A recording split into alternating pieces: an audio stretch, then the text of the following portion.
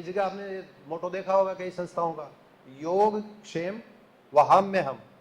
भगवान कहते हैं कि आप एक बार अर्जुन तू मेरे शरण में आ जा, फिर तू ये छोड़ दे कि धर्म क्या है, अधर्म क्या है, गलत क्या है, सही क्या है, मेरा काम है, मैं देखूंगा, तू सरेंडर तो कर मेरे को। अर्जुन कहते मैंने कर रखा है ना, अगर तू करता तो ये संदेह नहीं करता।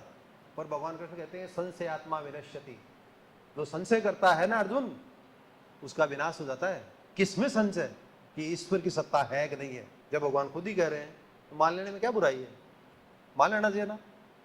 लेकिन बहुत से लोग हैं जो इस चीज के ऊपर कभी चिंतन मनन ही नहीं करते कि है तो फिर उसकी कृतज्ञता व्यक्त करें हम डेली, रोजाना उनके प्रति आभारी होना चाहिए ना कि अपने कोई मनुष्य शरीर दिया है जिसको आप काम में लेकर के अपना परिवार का, समाज का, राज्य का, देश का, विदेश का, दुनिया का बहुत बड़ा हित कर सकते हो। और जितने भी ग्रंथ हैं इस दुनिया में लिखे गए हैं ज्ञानी जनों के द्वारा, ये वर्ड इंपॉर्टेंट है, जो ज्ञानी लोग है ना, ज्ञानी वह है जिसको तत्व का ज्ञान है।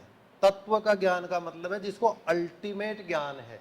अल्टीमेट ज्ञान का मतलब ईश्वर ही सब कुछ है, यह है अल्टीमेट ज्ञान, इसको कहते हैं तत्व ज्ञान।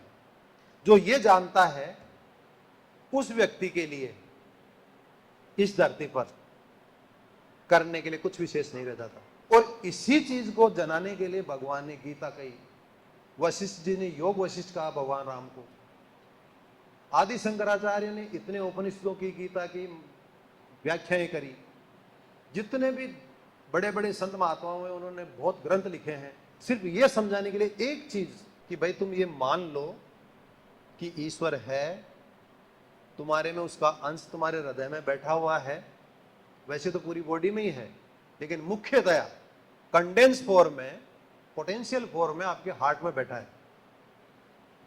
लेकिन फिर भी लोग कहते हैं कहां, दिखाई तो नहीं देता।